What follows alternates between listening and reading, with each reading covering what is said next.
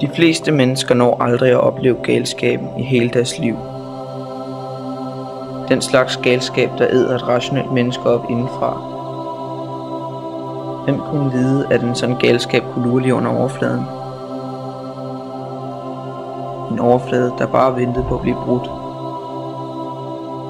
Af kolde hænder, der desperat famlende søger ind i vores verden.